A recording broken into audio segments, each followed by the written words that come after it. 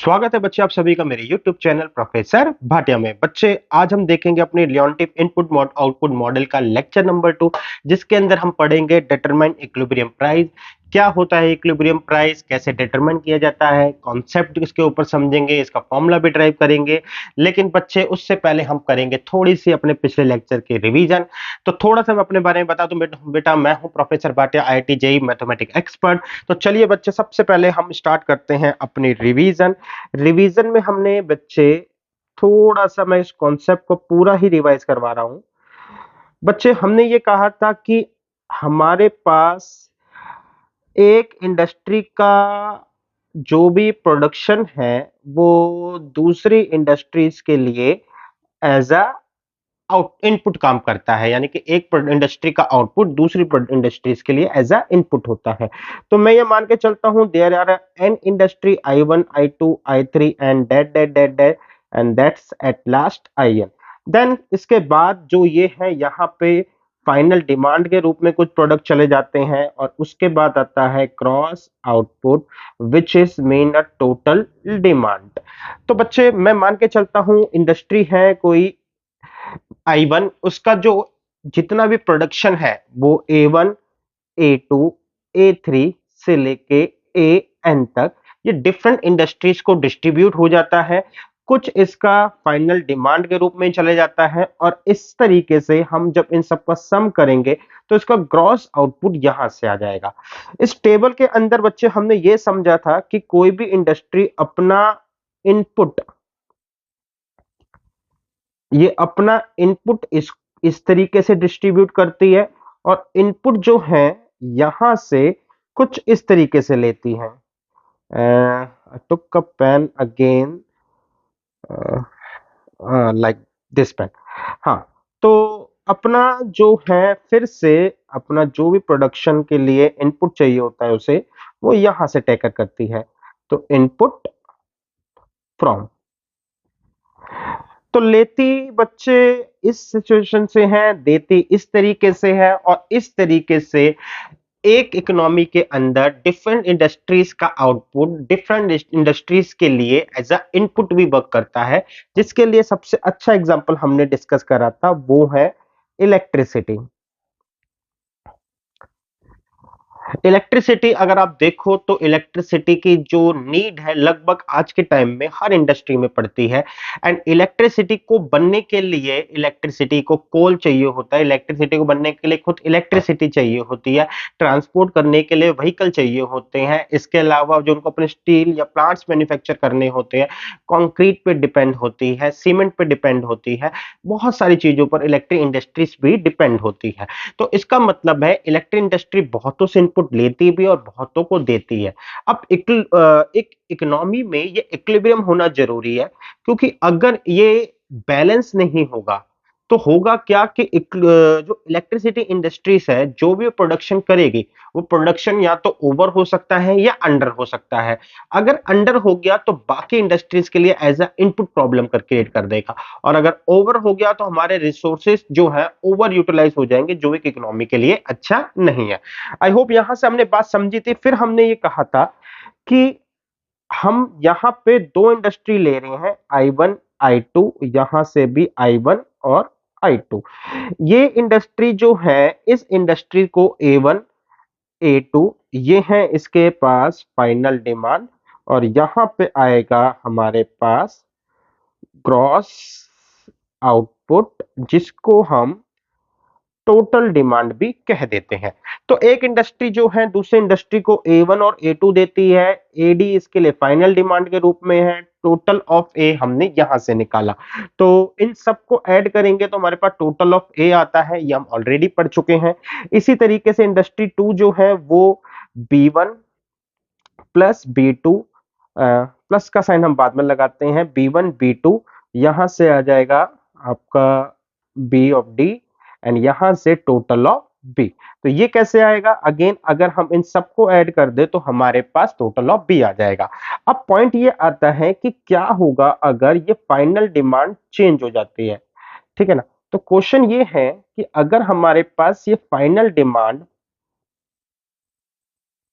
Change हो जाती है, सपोज कर लो हमारे पास ये कुछ और हो जाए, जिसका हम न्यू नेम जो है डी दे देते हैं, एंड जो भी होगा इसके अंदर जैसा भी वो क्वेश्चन बताएगा, अगर ये फाइनल डिमांड चेंज हो जाती है तो हमें अपने प्रोडक्शन में कितना चेंजेस करना पड़ेगा, हमें का मतलब इंडस्ट्री वन और इंडस्ट्री टू को, यानी कि उनको न्यू ग्रॉस आउटपुट जो है, ये वाला जो न्यू है, न्यू क्रॉस आउटपुट कितना प्रोड्यूस करना पड़ेगा। तो इसके लिए हम, अगर ऐसा क्वेश्चन आता है तो हम इसको एज्यूम कर लेते हैं एक्स। ठीक है, अब हमने कहा था कि सबसे पहले हम पर यूनिट मैट्रिक्स बनाएंगे, per unit matrix. Per unit matrix ऐसे बनानी थी, ये है आई वन इंडस्ट्री, ये है आई टू इंडस्ट्री, ये है आई वन इंडस्ट्री, ये है आई टू इंडस्ट्री। तो आई वन जो है, यहां पे मैं इनको रफ कर देता हूं, अदरवाइज आपको पिछले से लिंक करने में दिक्कत होगी। तो ये ए वन प्रोडक्ट ले रही है, तो इंडस्ट्री वन से टोटल है इसका टीए, और इंडस्ट्री टू से बी वन प्रोडक्ट ले रही है, टोटल है बच्चे ये अपना प्रोडक्शन कर रही है टीए।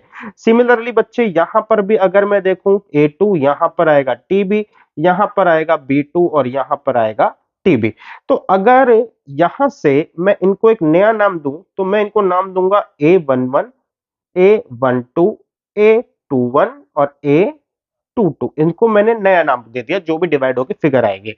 तो इसका मतलब है ये I one industry, I two industry, I one industry और आई टू इंडस्ट्री, ये आ गया A one one, A one two, A two one and A two two. तो ये आई वन इंडस्ट्री जो है, इनकी ये पर यूनिट मैट्रिक्स जो है,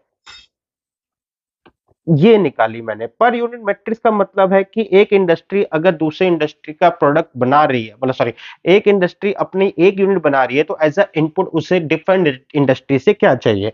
और बहुत अच्छी बात यह है कि हमने क्या बोला था, हम इसको जो है फाइनली इस पूरी मैट्रिक्स को, ये तो इंफॉर्मेशन हो गई, इस पूरी मैट्रिक्स को हम जिस नाम से डिनोट करेंगे वो होगा हमारे पास ए। तो पर यूनिट मैट्रिक्स हमारे पास ए आ गया। अब बात ये है, क्वेश्चन हमारे पास जो चल रहा था वो ये था कि अगर हमारे पास फाइनल डिमांड में चेंज आ जाए तो हमारे पास ग्रॉस आउटपुट क्या होगा, जिसको मैंने एक्स माना है। तो अब इस सिचुएशन पे चलते हैं। तो हमारे पास ये आया बच्चे, डिटरमाइन ग्रॉस आउटपुट, यानी कि जिसको हम टोटल डिमांड भी बोल देते हैं, और हमने अभी इसका नाम जो रखा है वो एक्स रखा है। तो बच्चे अगर मैं बोलूं कि यहां पे इनपुट प्लस, अगर यहां पे बोलूं final demand is equal to total demand होता है, यानी यही हमारे पास ग्रॉस आउटपुट भी होता है। तो इनपुट क्या होता है बच्चे, इनपुट जो होता है वो सिंपली हमारे पास per unit, input per unit भी हम कह सकते हैं, इनपुट पर यूनिट इनटू में हमारे पास आएगा टोटल डिमांड या ग्रॉस आउटपुट, प्लस में F D is equal to total demand या फिर ग्रॉस आउटपुट। हमने बोला था इनपुट जो है पर यूनिट जो मैट्रिक्स शो कर रही है इसका नाम ए है, ग्रॉस आउटपुट जो हमने मल्टीप्लाई करा है इसका नाम एक्स है, प्लस में जो फाइनल डिमांड है उसको हमने डी से शो करा है, और ये रिजल्ट अल्टीमेटली ग्रॉस आउटपुट के बराबर देगा, यानी कि एक्स है।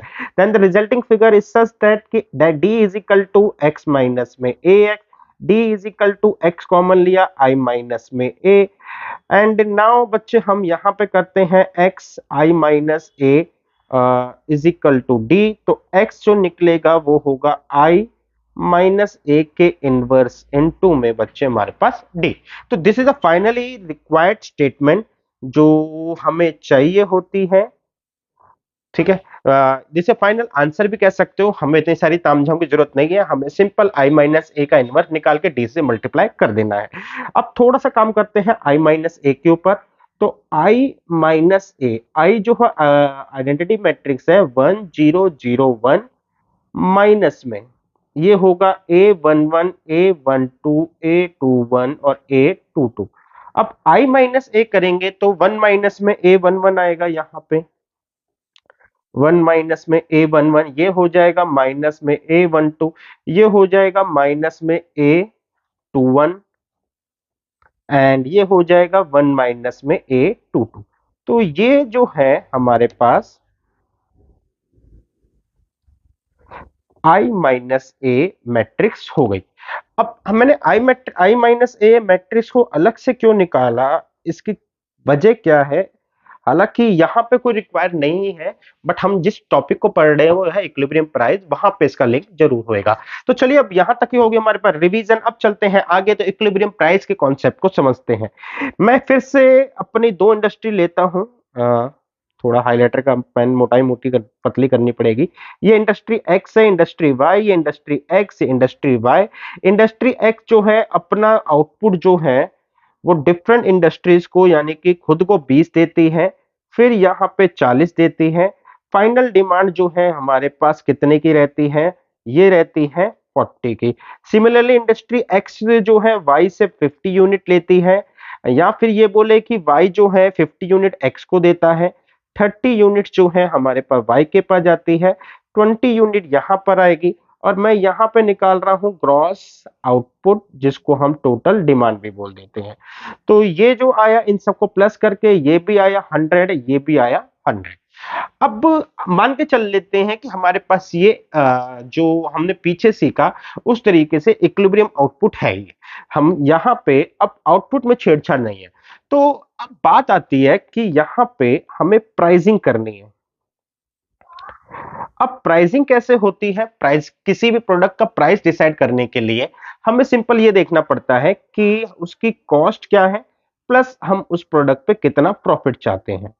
तो उसकी कॉस्ट जो होगी, जो भी कॉस्ट होगी उस पे हमारे पास जो 10% मार्जिन होगा, उस तरीके से प्रोडक्ट का प्राइस डिटरमाइन हो जाएगा। अब कॉस्ट जो होती है वो होगी इनपुट जितने भी रिक्वायर होते हैं, ये उनके बेस पे कॉस्ट जो है हमारी एस्टिमेट होती है, डिटरमाइन होती है। फिलहाल हमारे यहाँ पे सिर्फ रॉ मटेरियल है या फिर इनपुट मटेरियल के ऊपर बात कर रहे हैं, हालांकि इसको हम रॉ मटेरियल भी बोल देते हैं। तो फिलहाल हमारे पास रॉ मटेरियल है, यानी कि एक दूसरे के लिए जो इंडस्ट्रीज का आउटपुट इनपुट की तरह काम कर रहा है वो उसके लिए रॉ मटेरियल की तरह काम करेगा। तो यानी कि बच्चे हमारे पास अगर मैं बात करूं तो प्राइसिंग जो है वो इस बेस पे डिपेंड है कि हमारे पास रॉ मटेरियल की कॉस्ट क्या आ रही है। रॉ मटेरियल का मतलब है कि एक इंडस्ट्री दूसरी इंडस्ट्री से जो इनपुट और ले रही है उसे बेसिकली हमने रॉ मटेरियल बोला है, यानी कि इनपुट की कॉस्ट क्या आ रही है, सिंपल। अब यहां से इनपुट को मतलब प्राइसिंग करने के लिए सबसे पहले मैं इसको रफ करता हूं। तो एक्स कहती है कि मैंने यहां पे 20 यूनिट प्रोड्यूस ले रही हूं अपने, एंड 40 यूनिट ले रही हूं मैं वाई के, और इस तरीके से मैं 100 यूनिट का जो भी कॉस्ट आ जाएगी। अब वाई कहता है यहां पर अगेन सेम फिगर कि मैं 40 यूनिट, एक सेकेंड, 50 यूनिट वाई की ले रही है। वाई कहता है कि ठीक है मैं भी 40 यूनिट जो है एक्स के ले रहा हूं, 30 यूनिट मैं अपने ले रहा हूं, और इस तरीके से मेरी प्राइसिंग भी आ जाएगी। तो प्राइसिंग निकालने के लिए अब करते क्या है, सबसे पहले यहां पे एक्स जो है वो किसके पास जाता है? वाई के पास। एक्स वाई से कहता है कि मैं ना 100 यूनिट प्रोड्यूस कर रहा हूं, जिसके लिए 50 आपकी एज अ इनपुट रिक्वायरमेंट होती है। तो आप मुझे इन 50 यूनिट का प्राइस बताएं सो डेट मैं अपनी प्राइसिंग कर सकूं। अब दूसरी साइड जो है वाई ये कहता है एक्स को कि बात आपकी ठीक है, लेकिन मैं भी 100 यूनिट प्रोड्यूस कर रहा हूं और मैं एज अ इनपुट यूज कर रहा हूं आपकी एक्स जो है आपकी 40 यूनिट ले रहा हूं। आप मुझे इसका प्राइस बताएं। यहां पे देख सकते हो एक्स वाई की कितनी यूनिट ले रहा है? 50, और वाई एक्स की ले रहा है 40। तो आप मुझे इसका प्राइस बताएं सो डेट कि मैं प्राइस एस्टिमेट करके आपको बता सकूं। तो एक्स कहता है लेकिन मैं जो है तुम्हारी क्वांटिटी पर डिपेंड हूं, मैं प्राइस नहीं बता सकता। तो ये सिचुएशन जो है अब एक विशियस साइकिल की तरह जन्म लेगी कि जब तक एक्स वाई को नहीं बताएगा, ठीक है ना, तो y x को नहीं बता सकता, और वही अगेन सिचुएशन, एक्स कैसे बता देगा जब ये डिपेंड ही वही पर है। तो यानी कि बार बार ये सर्कल ऐसे ही घूमेगा, तू बता पहले, तू बता, तू बता। तो इन चीजों से निपटारा पाने के लिए हम क्या करते हैं, इन दोनों ने आपस में डिसाइड कर रहा कि ठीक है हमें अपने अपने प्राइस नहीं पता, तो हम क्या करते हैं यहां पे एक्स जो है, आप जो अपना प्राइस है वो रख दो प्राइस ऑफ एक्स, वाई जो है अपना प्राइस रख देता है प्राइस ऑफ वाई। तो अब सुनना ध्यान से, एक्स कहता है मैं 20 यूनिट अपनी लेता हूं, मेरी प्राइसिंग है पी एक्स, वाई की लेता हूं 50, वाई की प्राइसिंग है पी वाई। यहां से वाई कहता है कि मैं 40 यूनिट एक्स की लेता हूं, तो इसकी प्राइसिंग है पी एक्स एंड 30 यूनिट की प्राइसिंग होगी पी वाई। और इस तरीके से हमें टोटल कॉस्ट मिलेगी। और अगर मैं इस टोटल कॉस्ट को डिवाइड कर दूं नंबर ऑफ यूनिट से, ठीक है, इसको भी नंबर ऑफ यूनिट से डिवाइड कर दूं, तो अल्टीमेटली मुझे फिलहाल मोटे तौर पे एक प्राइसिंग इफेक्ट पता चल जाएगा कि प्राइस रखना कितना है। ठीक है, बाद में प्रॉफिट हम इस पे जोड़ते रहेंगे क्योंकि प्रॉफिट जनरली कॉस्ट पे ही जोड़ा जाता है, तो मेरे को प्राइसिंग का आइडिया हो जाएगा। तो इस तरीके से इनके अंदर एक बातचीत जो है वो सेटल हुई। अब यहां पे मैंने है ना इनपुट पूरा का पूरा ले लिया। अब एक काम करते हैं, इस चीज को समझने के लिए हमने ये देखा कि, अच्छा पहले हम एक बात बता दूं मैं यहाँ पे आपको, labour as a value addition, हम जो भी ये पढ़ रहे हैं इसमें एक वैल्यू एडिशन का भी काम करेगा, कौन, labour. Labour as a value addition कैसे है कि जैसे एक इंडस्ट्री है, ये L1 लेबर की रिक्वायर होगी, दूसरी इंडस्ट्री के लिए L2 लेबर की रिक्वायर होगी, तीसरी इंडस्ट्री के लिए L3 लेबर की रिक्वायर होगी, और इनके जो प्राइस होंगे, लेबर के जो भी प्राइस होंगे वो होंगे डब्ल्यू डब्ल्यू डब्ल्यू। अब ये कैसे काम करेंगे, तो मैंने आपको बताया था कि जो भी हम कॉस्टिंग निकालते हैं वो इनपुट पर डिपेंड होती है, इनपुट प्लस प्रॉफिट। तो इनपुट में हमारे पास रॉ मटेरियल भी होता है, प्लस में लेबर भी होता है, प्लस में रॉ मटेरियल, लेबर हो गया, डायरेक्ट एक्सपेंडिचर हो गया, इस तरीके से बहुत सारे जो होते हैं कॉस्ट के फैक्टर्स होते हैं वो सारे इसके अंदर आते हैं। तो labour as a value addition का मतलब है कि labour as a extra cost की तरह काम करेगा, एक्स्ट्रा कॉस्ट। और वैल्यू एडिशन क्यों बोला, क्योंकि लेबर अपनी जो भी स्किल्स लगाएगा, तो जो भी अपने प्रोडक्ट को कन्वर्ट करेगा, तो उसमें पैसे जब ऐड हो जाते हैं तो उसे वैल्यू एडिशन ही बोला जाता है। तो बढ़ते हैं आगे। इसको डिलीट कर देते हैं। तो अब मैं ये कहता हूं कि यहां पे X industry, Y industry, X industry, Y industry, ये जो है ना A11, A12, A21 और A22, यहां पे मैंने पर यूनिट मैट्रिक्स ले ली कि एक यूनिट बनाने के लिए इनको इतनी इतनी चीजें जो हैं अपनी रेस्पेक्टिव इंडस्ट्री से चाहिए होंगी। ठीक है, सो डेट कि बाद में जो प्राइस आएगा हमारे को उसको हमें डिवाइड नहीं करना पड़ता। और यहां पे अब हम चलते हैं प्राइसिंग के फॉर्मूले के डेरिवेशन के ऊपर। तो हमने कहा कि ये रहा इंडस्ट्री वन, ये रही इंडस्ट्री वन, ये रहा इंडस्ट्री टू, ये रहा इंडस्ट्री वन, ये रहा इंडस्ट्री टू। इनके रेस्पेक्टिव पर यूनिट है A11, A12, A21 and A22। ठीक है, इंडस्ट्री वन जो है L1 लेबर को यूज करती है, मैं यहां पे L1 और ये L2 और ऊपर लिख देता हूं लेबर। ठीक, प्राइसिंग हमने बात कर ली थी। अच्छा, इंडस्ट्री एक्स हमें रखना ही नहीं चाहिए था, इंडस्ट्री वन टू हमारी एक्स और वाई अच्छा चल रहा था, तो मैं एक्स वाई कर देता हूं। यहां पे आ गया एक्स वाई, यहां पे आ गया एक्स एंड वाई। तो एक्स इंडस्ट्री का जो प्राइस था हमने बोला ये पी एक्स है, एंड वाई इंडस्ट्री का जो प्राइस था हमने बोला ये पी वाई है। तो हमारे पास ये बात तय हुई थी कि अब एक्स इंडस्ट्री क्या कहती है, एक्स इंडस्ट्री कहती है मुझे एक यूनिट बनाने के लिए अपनी इंडस्ट्री से A11 चाहिए होता है, एंड मेरे पास जो प्राइस है मेरी वाली चीज का वो PX है। सिमिलरली अब आगे ये बोलती है कि मुझे अपनी एक यूनिट बनाने के लिए वाई इंडस्ट्री से A21 यूनिट चाहिए होती है, और उन्होंने अपना प्राइस रखा है PY। साथ के साथ मुझे जो है ना एक यूनिट बनाने के लिए L1 लेबर चाहिए होती है, और लेबर का वेज रेट जो है हमारे पास W है। जब मैं इन तीनों को ऐड कर दूंगा तो ये जो है मेरे पास अल्टीमेटली मेरा प्राइस हो जाएगा। अल्टीमेटली मेरा क्या हो जाएगा, ये प्राइस हो जाएगा।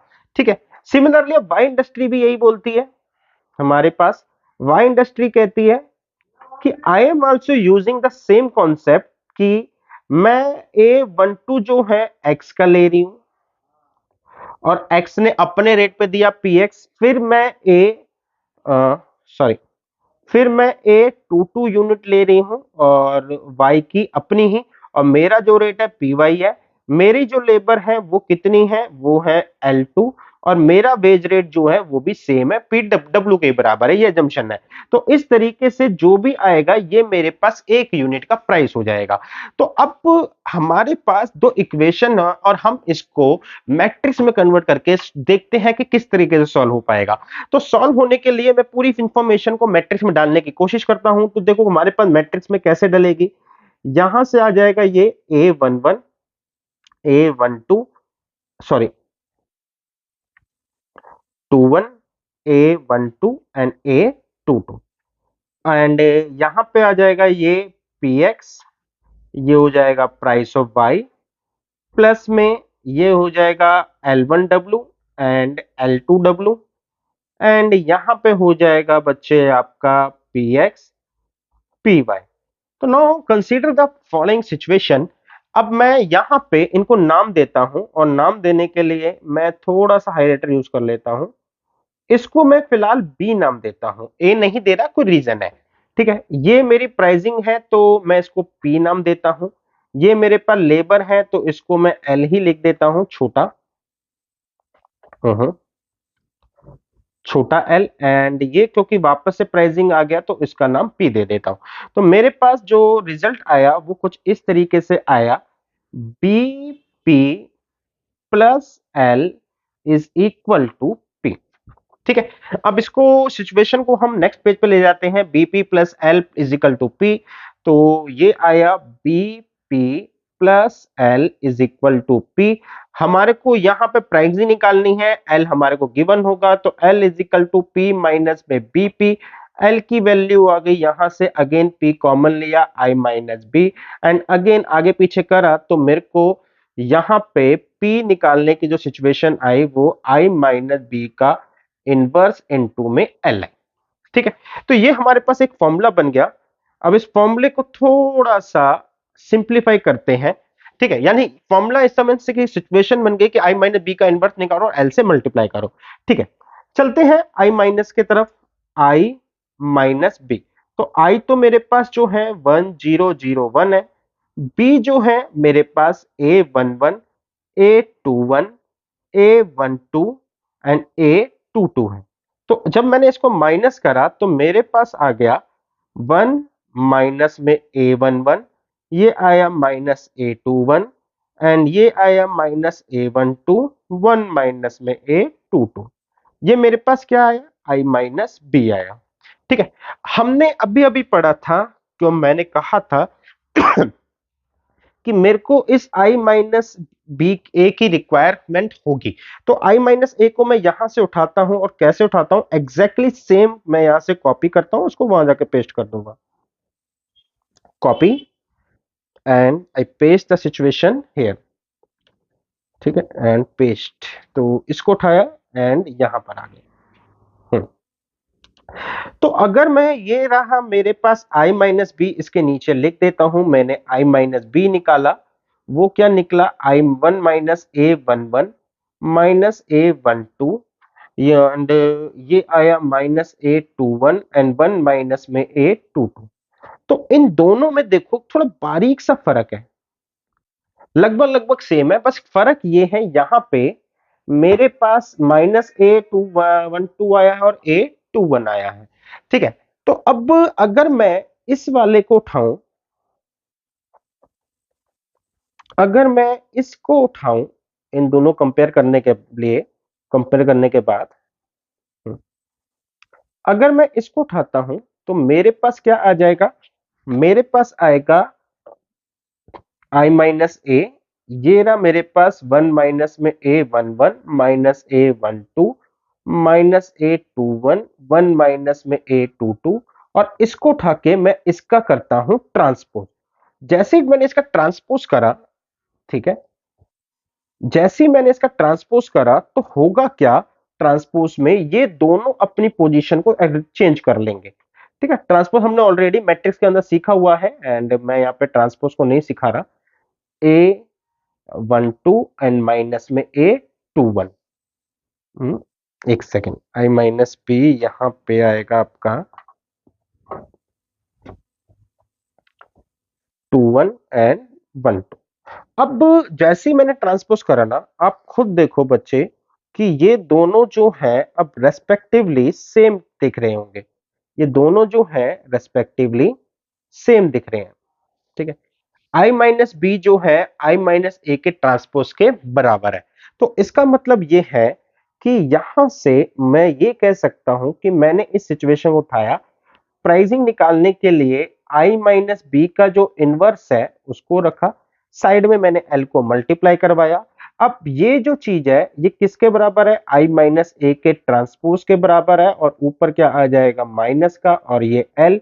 इस तरीके से प्राइसिंग आएगी। और मेन बात, जो इनवर्स और ट्रांसपोर्ट है वो इंटरचेंजेबल होता है, यानी कि ए इनवर्स का ट्रांसपोज इज इक्वल टू ए के ट्रांसपोज का इनवर्स। तो इसका मतलब ये है कि P is equal to I minus A के इनवर्स और इसके ऊपर लगाएंगे ट्रांसपोज, इन टू में लगेगा मेरे पास L, और इस तरीके से मेरे पास आ जाएगा प्राइसिंग निकालने का, इक्विलिब्रियम प्राइस निकालने का सिचुएशन या फॉर्मूला। तो नेट में कंक्लूड करते हैं हमारे पास कि अगर आपके पास चेंज इन डिमांड आपसे पूछा जाए, ग्रॉस आउटपुट जिसे हम टोटल डिमांड बोलते हैं, ठीक है ना, due to change in gross sorry final demand, ठीक है, और अगर हमसे पूछे इक्विलिब्रियम प्राइस, तो इसकी सिचुएशन है x is equal to I minus A का इनवर्स इन टू में मेरे पास आया d, और इसका हो जाएगा इक्विलिब्रियम प्राइस का हमारे पास p is equal to I minus A के इनवर्स और इसके ऊपर लगाना है ट्रांसपोज और इसको मल्टीप्लाई कर देना है l से। तो that means we get a two factor. सबसे पहले कि ये पहली चीज और यहाँ पे जो चीज है ये कॉमन ही है, बाद में से हमें ट्रांसपोज करना है। यहां पे मल्टीप्लाई डी से होगा यानी कि फाइनल डिमांड जो कि गिवन होती है, यहां पे मल्टीप्लाई एल से होगा, दैट मींस लेबर से। ये भी हमारे को क्वेश्चन में गिवन रहेगा। आई होप बच्चे आप ये बात समझ पाए। तो अब चलते हैं क्वेश्चन के ऊपर। लेक्चर में कॉन्सेप्ट ज्यादा डिस्कस करना था तो क्वेश्चन को अभी मैंने यहाँ पे 3 ही लिए हैं एंड समझते हैं क्वेश्चन को।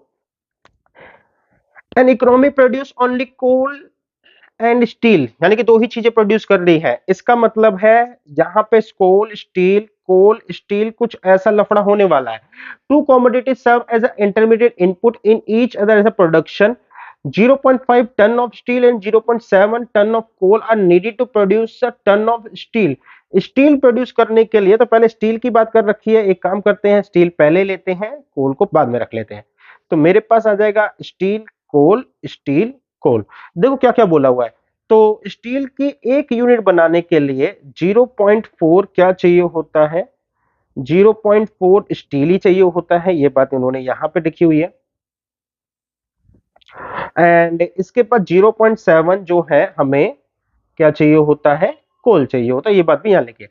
सिमिलरली 0.1 टन ऑफ स्टील, ठीक है, and 0.6 ton of coal are required to produce a ton of coal, यानी कि एक कोयले के टन बनाने के लिए, यानी कि एक टन कोयला बनाने के लिए मुझे 0.1 स्टील चाहिए होता है एंड 0.6 मुझे क्या चाहिए होता है, कोयला रिक्वायर होता है।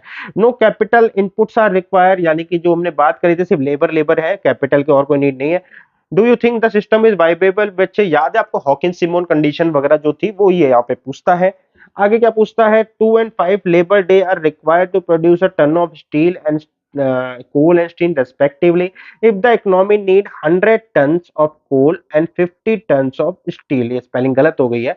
तो सबसे पहले कह रहा है कि 2 और 5 लेबर डे रिक्वायर होते हैं हमारे को 1 टन कोयला और स्टील प्रोड्यूस करने में।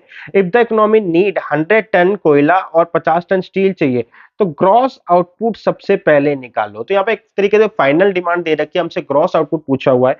तो मैंने आपको बताया था कि ये सब चीजें हमारी किस पे डिपेंड है, ए पर। तो सबसे पहले मैंने ये जो मैट्रिक्स होती है ये ऑलरेडी पर यूनिट दे रखी है। ए जो होती है वो मेरी पर यूनिट मैट्रिक्स होती है, और यहाँ पे पर यूनिट जो है, एक यूनिट को उन्होंने जो है यहाँ पे टन बोला हुआ है। तो यूनिट बहुत जरूरी नहीं 100 ग्राम ही हो या 50 ग्राम, किसी भी बड़ी चीज में ये यूनिट जो होती है ये बड़ी भी हो सकती है। फॉर एग्जाम्पल अगर आप क्या कहते हैं, सिंपल अगर आप नॉर्मली कोई भी सामान लेने जाते हो तो जैसे अलग से एक मैगी लेने जा रहे हो तो आपके पास वो पीस एक यूनिट हो जाएगा, लेकिन होलसेलर के लिए वही चीज जो है ना पीस कार्टून में कन्वर्ट हो जाते हैं। ठीक है, तो पर टन या पर यूनिट जो है उनके लिए अलग हो जाती है। तो इसका मतलब है मुझे यहाँ पे ए दे रखा है। अब मुझे चाहिए होता है सबसे पहले आई माइनस ए, क्योंकि दोनों फॉर्मूलों के हिसाब से आई माइनस ए ने ही अपना झंडा गाड़ा हुआ है। तो यहाँ पे माइनस ए करेंगे तो ये हो जाएगा बच्चे आपका 0.4, 0.1, 0.7 एंड 0.6। तो आई माइनस ए आ जाएगा मेरे पास, 1 में 0.4 गया 6, और यहाँ पे आ गया माइनस में 0.1, यहाँ आ गया माइनस 0.7, और 1 माइनस 0.6 का हो गया 0.4। ठीक है, सिस्टम वाइबल है। ये कैसे पता चलेगा, क्योंकि बहुत सारे तरीके हैं। पहला है कि ये दोनों पॉजिटिव हैं, दूसरा है कि आई माइनस ए निकाल कर डेट निकालते हैं। आई माइनस ए का डेट निकाला तो 7 6 4 24, 0.24 माइनस 7 का 1 से करेंगे तो ये आ गया 0.07, दैट मीन 0.17 आ गया। और ये जो है ग्रेटर देन जीरो है, तो अल्टीमेटली दो बातें प्रूव हो गई।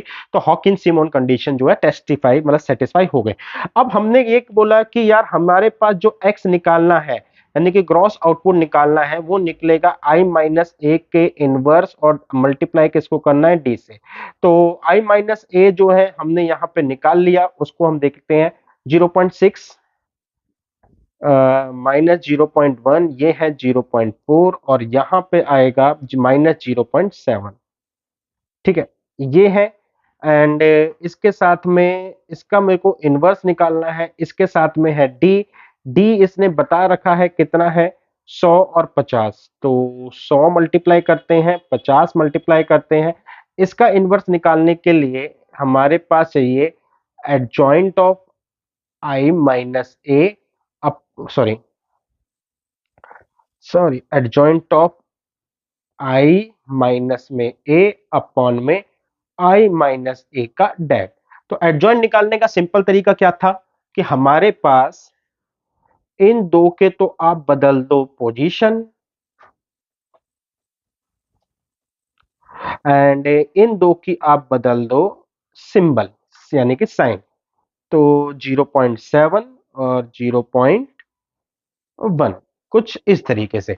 तो इस तरीके से हमारे पास जॉइंट आ गया, डी हमारे को दे रखा है, हम एक्स को निकाल सकते हैं। ये कैलकुलेशन मैं आपको दिखाता हूं, ये रही हमारे पास कैलकुलेशन। तो अगर आप ध्यान से देखो तो हमारे पास ये है ए, ये है हमारे पास एक्स, ये है डी, और ये अगेन हमारे पास एक्स है। इस सिचुएशन को बनाया, आगे हमने देखा था कि इन्होंने ये निकाल रखा है, तो ए इनवर्स जो हो जाएगा, हम देखो हमने भी ये निकाला 0.4, 0.1, 0.7, 0.6।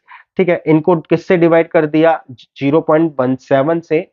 यहाँ पे 0.17, 0.17 से डिवाइड करा, एंड इसमें आगे दे रखा है, अच्छा उल्टा ले लिया, कोल एंड हमारे पास है स्टील। तो स्टील पहले है, कोल बाद में है, तो मुझे भी 50 एंड 100 ही लेना पड़ेगा। तो मेरे पास 50 100 आ गया बच्चे। इसके बाद जो भी हमने कैलकुलेशन वह करी, तो इससे मुझे ग्रॉस आउटपुट मिल गया। ये मिल गया बच्चे जो भी है मेरे को कोल, ये पहला स्टील का, दूसरा है कोल का। तो gross output of steel and coal are 176.8 and 555 558.8। अब ये मैं क्यों लेके आया, क्योंकि बच्चे मैंने पिछली बार भी देखा था जो मेरा लेक्चर 1 है, उसमें खुद कैलकुलेशन कर रहा था तो बहुत सारी कहीं ना कहीं छोटी सी मिस्टेक से पूरा क्वेश्चन गलत हो रहा था।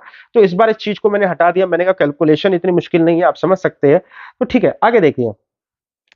क्वेश्चन ने पूछा है टोटल लेबर रिक्वायर्ड। अब टोटल लेबर रिक्वायर्ड में ये बोल रहे हैं कि 2 लेबर लगती है किसके लिए, कोयले के लिए, 5 लेबर लगती है स्टील के लिए। यानी कि अगर मैं बात करूं लेबर के लिए, तो लेबर लगती है 2 किसके लिए, कोयले के लिए, एंड 5 लगती है स्टील के लिए। ये डेज है, लेबर डेज, कि 1 टन कोयला बनाने के लिए 2 लेबर डे चाहिए होते हैं। लेबर डे का मतलब होता है कि एक लेबर सपोज करो 8 घंटे का एक दिन रखा है, तो 16 घंटे चाहिए होंगे, इस तरीके से।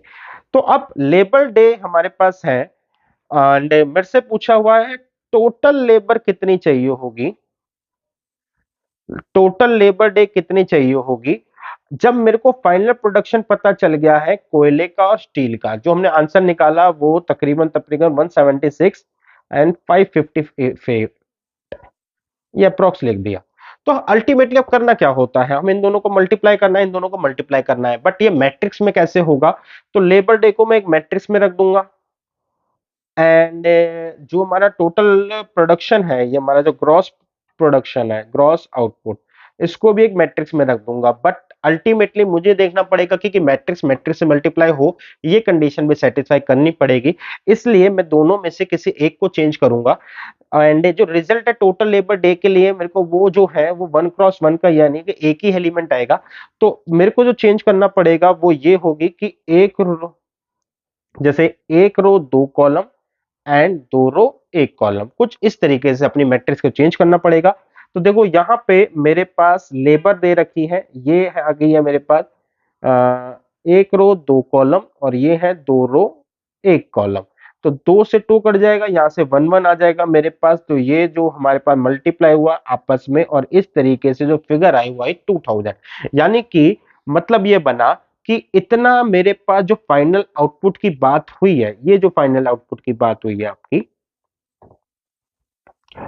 इस फाइनल आउटपुट की डिमांड जो बात हुई है, अगर मुझे कोयले को निकालने के लिए 2 लेबर डे चाहिए होता है, इतना कोयला, सिमिलरली 5 चाहिए होता है स्टील के लिए, और इतना स्टील है, तो टोटल मेरे को लेबर के 2000 घंटे चाहिए, सॉरी डेज, लेबर डेज कितने चाहिए, 2000 चाहिए। ठीक है, आगे चलते हैं, क्वेश्चन ने और भी चीजें पूछी हुई है। Also determine the equilibrium price। equilibrium price क्या होगा अगर value and the value added, ये देखी जाएगी। बेस रेट जो है 10 है, तो हमने ये देखा भाई कि आप जो है ना ये फॉर्मूला लगाओगे, आपको प्राइस निकालना है आई माइनस ए के इनवर्स, पहले निकालो, और इसका आप कर दो ट्रांसपोज इनटू में एल। अब एल यहां पे क्या है, तो एल जो है वो बेसिकली लेबर्स का कॉस्ट है, डे नहीं है यहाँ पे, कॉस्ट है। तो लेबर की कॉस्ट कितनी है हमारे को ये पता चला। तो कोयले के लिए निकली हमारे पास मैं थोड़ा सा भूल गया, कोयले की निकली 2, स्टील की निकली 5। तो कोयले के लिए आ गया 2 इंटू में 10 इज इक्वल टू 20, स्टील के लिए आ गया 5 इंटू में 10 इज इक्वल टू 50। स्टील मैंने पहले लिया है, कोयला बाद में लिया है, तो ये जो आएगा हमारे पास 50 और यहाँ आ जाएगा 20। आई माइनस ए के इनवर्स में ऑलरेडी निकाल चुका हूं, तो मैं निकाल चुका हूं तो ठीक है, मेरे को तो इसमें कोई दिक्कत नहीं है। जो आया है मेरे पास 0.4, 0.1, 0.4, 0.1, यहाँ पे होगा 0.6, एंड यहाँ पे होगा 0.7। तो ये हो गया 0.7, यहाँ पे आया इसका, ये इनवर्स है और इसका मुझे ट्रांसपोज करना है। ठीक है, नीचे वैल्यू का ट्रांसपोज नहीं होगा। तो डेट मीन जब मैं इसका ट्रांसपोज करूंगा और इस तरीके से मेरे को जो है ना pricing of steel and pricing of coal मिल जाएंगे। तो इस तरीके से मैं अगर करूं तो मुझे जो सिचुएशन या मिलेगी यहाँ पे वो ये हो जाएगी कि 0.4 यहीं रहेगा, 0.7, 0.1 एंड 0.6 हो जाएगा, यहाँ पे नीचे आ जाएगा 0.17, 50, 20। आप इनको मल्टीप्लाई करो, डिवाइड करो, आपका आंसर आ जाएगा। जैसे कि बच्चे हमने यहाँ पे दिखा रखा है, प्राइसिंग निकालने के लिए आई माइनस ए का इनवर्स और इसका डैश करना, यानी कि ट्रांसपोर्ट। लेबर की जो कॉस्ट है वो हमने L1W L2W कर ली है, यानी कि 50 20। अब जो भी रिजल्ट आया है इन दोनों को डिवाइड हो 0.70 से मल्टीप्लाई होगा, यानी कि 200 100 इज द इक्विलिब्रियम प्राइस, यानी कि प्राइस वन का मतलब है स्टील का प्राइस जो होना चाहिए वो होना चाहिए 200, एंड कोयले का जो प्राइस होना चाहिए वो होना चाहिए 100, सो दैट दोनों के दोनों क्या होंगे, आपस में बैलेंस होंगे।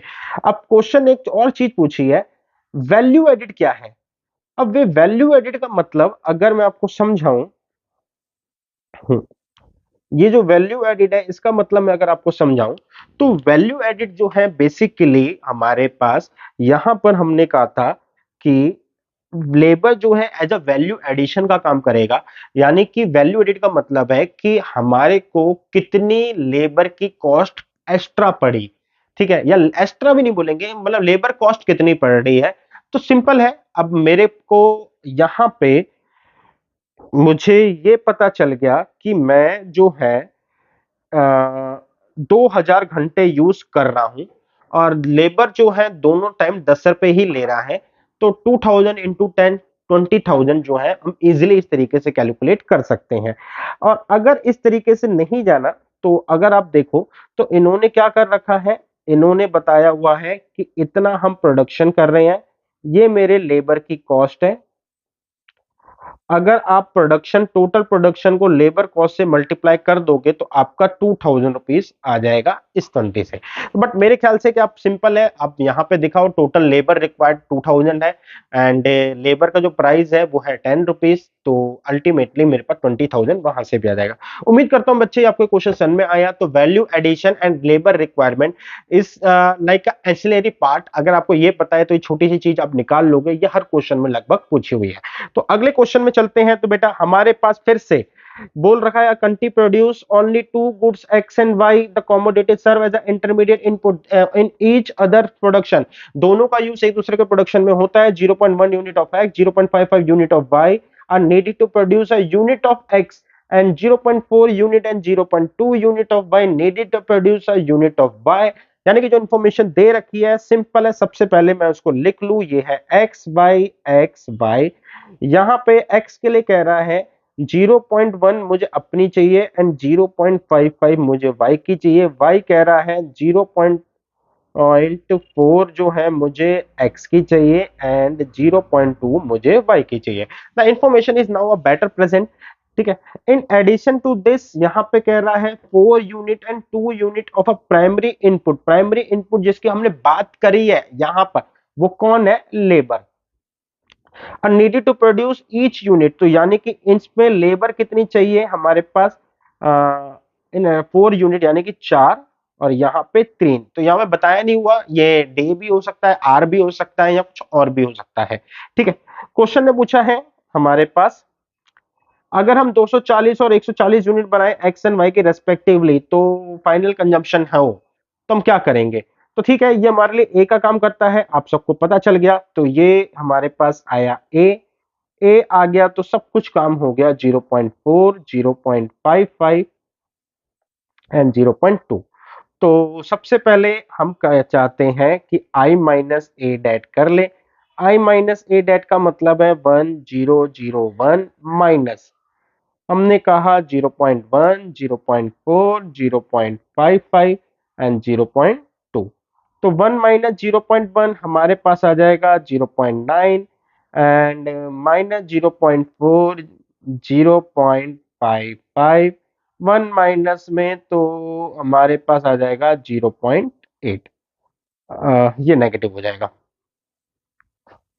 ठीक है। जो नहीं दिख रहा थोड़ा सा हम रेड से हाईलाइट कर देते हैं, ये नेगेटिव हो जाएगा आपके लिए। सो अब हमारे पास आई माइनस ए का डेट निकाल लेते हैं। 9 8 जो 0.72 माइनस में 55 का 40%, तो 55 का हमारे पास 10% होगा 5.5 एंड 0.05 ये हो जाएगा 22, तो 0.22। तो हमारे पास आ गया इज इक्वल टू 0.50। तो आई माइनस ए डेट मैंने निकाल लिया यहाँ पे, आई माइनस ए डेट मेरे पास 50 है। अब मैं आपको बता दूं कि अगर मुझे ग्रॉस आउटपुट निकालना है तो मुझे एक्स निकालना होगा, जो कि निकलेगा आई माइनस ए के इनवर्स और से इसमें मल्टीप्लाई करना होगा डी सॉरी, और ये इक्विलिब्रियम प्राइस निकालना है। तो यहाँ पे पी, यहाँ पे मुझे आई माइनस ए के इनवर्स से ट्रांसपोज जो बनेगा इसे एल से मल्टीप्लाई करवाना है। ठीक है, क्या मुझे एल के लिए रेस्पेक्टिव इंफॉर्मेशन गिवन है? ठीक है, यहाँ पे डिमांड गिवन है हमारे को, डिमांड कितनी है 240 और 140, तो ये 240 140 मेरे को गिवन है। लेबर के लिए बोला हुआ है 4 और 3 चाहिए, और प्राइस जो है ना लेबर का ये 10 है। तो यानी कि 4 के लिए मतलब वो 40 30 एंड हाँ प्राइस 10 है। तो हमारे को एक तरीके से सब कुछ गिवन है बच्चे। अब आई माइनस ए का जो इनवर्स होता है वो होगा adjoint A, adjoint I minus A upon में आई माइनस ए का डेट, जो कि किसके बराबर निकाल दिया मैंने 0.5 के। एडजॉइंट ए आई माइनस ए, तो हमने ये बोला कि ये दोनों अपनी जो है ना, ये दोनों अपनी पोजीशन बदल लेंगे एंड ये दोनों जो है अपने साइन बदल लेंगे। तो मेरे पास आ जाएगा adjoint I minus A is equal to, मेरे पास आ जाएगा बच्चे हमारे पास 0.8 यहाँ पे आ जाएगा, 0.9 यहाँ पे आ जाएगा एंड यहाँ पे 0.55 प्लस और 0.4 यहाँ पर आ जाएगा। ठीक है, एंड नीचे हमारे पास 0.5 है, तो आई माइनस ए का इनवर्स भी आ गया। अब हम आराम से ये दोनों चीजें निकाल सकते हैं, और यही कैलकुलेशन मैंने यहाँ पे करके दिखाई है।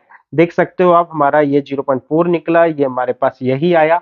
आप यहाँ पे मल्टीप्लाई करोगे तो 496 और 516 जो है मेरा ग्रॉस आउटपुट आएगा। इक्विलिब्रियम प्राइस के लिए मैंने वही प्राइस आई माइनस ए का इनवर्स लेबर करा, ये 0.5, इसको हमने ट्रांसपोज भी कर दिया, तो ये मेरे पास आई माइनस वो है, इसका ट्रांसपोज करेंगे तो 4 नीचे 5 यहां चले जाएगा।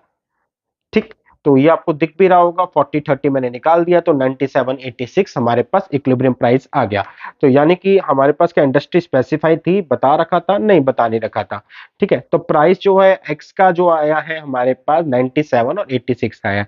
क्वेश्चन अब जो है यहाँ पे एंसिलरी चीजें पूछ लेता है, जो कि उन्हीं से निकल सकती है। Also computer total value edit. अब टोटल वैल्यू एडिट का मतलब है जितना भी प्रोडक्शन हुआ उसमें लेबर कितनी लगी और उस लेबर का प्राइस क्या है, सिंपल। तो इसका मतलब यह है कि सपोज कर लो हमारे पास उस जितना भी प्रोडक्शन हो रहा है उसमें लेबर की कॉस्ट क्या आ रही है, this is simply called a value addition. तो अब करें कैसे, बहुत तरीके हैं आप करने के लिए। जैसे इन्होंने क्या कर रखा है कि एक्स और वाई का इन्होंने ले रख दिया टोटल प्रोडक्शन, एंड यहाँ पे इनकी रेस्पेक्टिवली वेज ले ली एक तरीके से पर यूनिट। तो आपस में मल्टीप्लाई करके जो हमारे पास आया 35,320 आया है। ठीक है, आगे चलते हैं क्वेश्चन नंबर थर्ड के ऊपर। हालांकि ये भी सेम ही है, बट ओनली द डिफरेंस कि यहाँ पे जो ना ए मेरे को एक तो सीधा दे रखा है और ए जो है ना वो 3x3 में ही है। ठीक है, अब देखो आगे क्या बोला, the labour day required per unit of output of 3 sectors. अभी तक हम सिंपल 2 सेक्टर्स के ऊपर थे, तो इस पर 3 सेक्टर्स है। तो ये रेस्पेक्टिवली बता रखा and there customer output target. ठीक है, कस्टमर आउटपुट टारगेट का मतलब सॉरी कंज्यूमर आउटपुट टारगेट का मतलब है फाइनल डिमांड। जो ये इसका मतलब बनेगा कि फाइनल डिमांड है 1000 5000 4000 यूनिट। वेज रेट हमारे को 10 दे दी है पर labour day by using the matrix algebra. अच्छा, यहाँ पे लेबर डे की इंफॉर्मेशन हमें दे रखी है, ये रही लेबर डे जो चाहिए होता है वो ये रहा हमारे को। तो इसका मतलब ये है कि हमारे को जो इंफॉर्मेशन चाहिए लेबर डे की हमारे को यहां दे रखी है। आगे उसने क्या बोला हुआ है, देखो ग्रॉस आउटपुट निकालना है, टोटल लेबर डे निकालने हैं, इक्विलिब्रियम प्राइस निकालना है, टोटल वैल्यू एडेड निकालना है। सारा ये ऑलरेडी हम कर चुके हैं। तो हमारे को सिंपल जो करना होता है वो यही है कि यहां से x निकालने के लिए i माइनस ए का जो है इनवर्स इनटू में d करना होगा, एंड प्राइस निकालने के लिए i माइनस ए के इनवर्स का यहां पे करना होता है ट्रांसपोर्ट और इनटू में करना होगा लेबर। अब यहां पे मुझे टोटल लेबर निकालने के लिए सिंपल यहां पे टोटल लेबर निकालने के लिए मैं ये देखता हूं कि पर यूनिट लेबर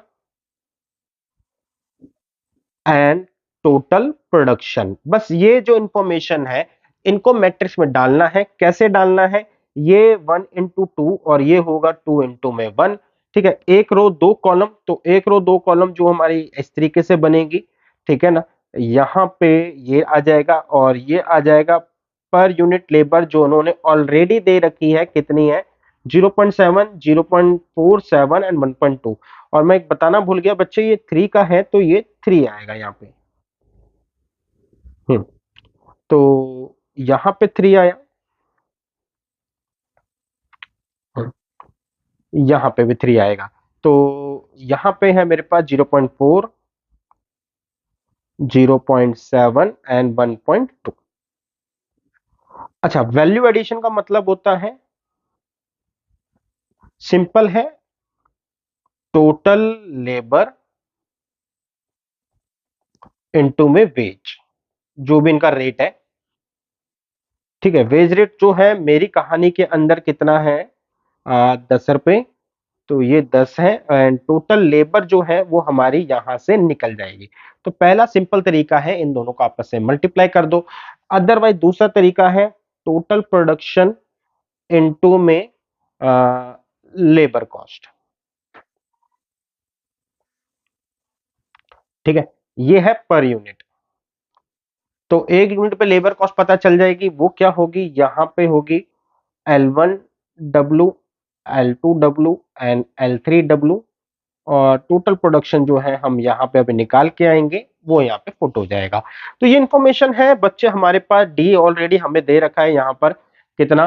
1000, 5000, 4000। तो ये हमारे पास है 1000, 5000, 4000। और लेबर की इंफॉर्मेशन भी हमारे को है। लेबर इंफॉर्मेशन कुछ इस तरीके से है बच्चे हमारे पास, 0.4, 0.7, 1.2 एंड साइमल्टेनियसली यहाँ पे लेबर जो है, लेबर कॉस्ट की बात कर रखी है। तो यानी कि 4 10 से मल्टीप्लाई होके 7, ये हो जाएगा 7 और ये हो जाएगा 12। तो अब बस बच्चे मुझे यहाँ पे ए दे रखा है, आपको हमें क्या करना है? I - A ही करना है, जो भी मेहनत करनी है यहाँ पे। तो ये मैंने ऑलरेडी ले रखा है सो दैट की कैलकुलेशन आपको दिख जाए। तो देखो उन्होंने भी I - A का इन्वर्स करा हुआ है, क्योंकि पॉइंट्स में है, डेट निकालना काफी मुश्किल हो जाएगा। I - A करने के बाद तो और ज्यादा मुश्किल हो जाएगा, क्योंकि कुछ टर्म प्लस में हो जाएंगे। फाइनली देखो एक्स निकालने के लिए इन्होंने डी से मल्टीप्लाई करा है। डी कितना है? 1000, 5000, 4000। लेबर डे के लिए इन दोनों को आपस में मल्टीप्लाई कर दिया। इट्स नेसेसरी नहीं है कि आप किसको पहले लिख रहे हैं, क्योंकि अल्टीमेटली जो आउटपुट आएगा वो सेम ही आएगा। इक्विलिब्रियम प्राइस निकालने के लिए देखो इन्होंने प्राइस लिया, यहाँ पे इनवर्स, और ये इन्होंने डैश लिया लेबर। तो मैंने 4, 7, 12 आपको लेबर बता दी एंड इस तरीके से हमारे पास ये भी आ गया equilibrium price P, P2 and P3। Total value addition के लिए इन्होंने क्या कर रखा है? ये इन्होंने लिया है, ये ये वाली चीज को उठाया है, यानी कि जो भी हमारा प्रोडक्शन है और लेबर कॉस्ट है, तो इस तरीके से आ गई। और अदरवाइज अगर आप देखो तो इसमें भी 10 से मल्टीप्लाई कर दो, 16,225। इसके आगे जीरो लगेगा, जब जीरो लग जाएगा तो 1000 नहीं रहेगा, तो ये आ जाएगा आपका 1,62,250। उम्मीद करता हूं बच्चे आपको ये लेक्चर समझ में आया एंड इसके ऊपर हालांकि अभी कुछ क्वेश्चंस बैलेंस बनते हैं, वो हम जो है अगली क्लास में डिस्कस करेंगे। ठीक, अभी की क्लास में इतना ही, क्योंकि ऑलरेडी लेक्चर 1 घंटे का हो गया है। द इम्पोर्टेंट एंड लास्ट जो मैं बात मुझे लगा कि मैं आपको थोड़ी सी बता दूं, मैंने यहाँ पे आपको प्रॉफिट का कॉन्सेप्ट यूज करके बताया। ये आप जब कॉस्टिंग पढ़ लोगे तो आपको समझ में आ जाएगा कि प्राइसिंग कैसे होती है। फिलहाल के लिए आप ये मान के चलना कि हमारे को जो प्रॉफिट है जनरली वो कॉस्टिंग पे ही डिटरमाइन है, कि मेरे को जितनी भी कॉस्ट पड़ी उसका 10 या 20% जो है मैं प्रॉफिट ले लूंगा। ठीक है, तो प्रॉफिट जो है आपको कॉस्टिंग पढ़ने पर आएगा। अगर आप कॉस्टिंग समझ चुके हैं तो प्रॉफिट से आपको अंदाजा लग जाएगा। बट फिलहाल के लिए जो बात करी है प्रॉफिट वाली, आप अगर उसको थोड़ा सा समझ के इग्नोर भी कर देना तो भी काम चल जाएगा, कि प्रॉफिट का फिलहाल यहाँ पे कोई रोल नहीं है। ठीक है, उम्मीद करता हूं बच्चे आपको लेक्चर समझ में आया होगा। बहुत जल्द मिलेंगे कुछ एक्स्ट्रा क्वेश्चंस के साथ, यानी कि एक्स्ट्रा लेक्चर नंबर 3 में। फिलहाल के लिए टाटा एंड बाय बाय।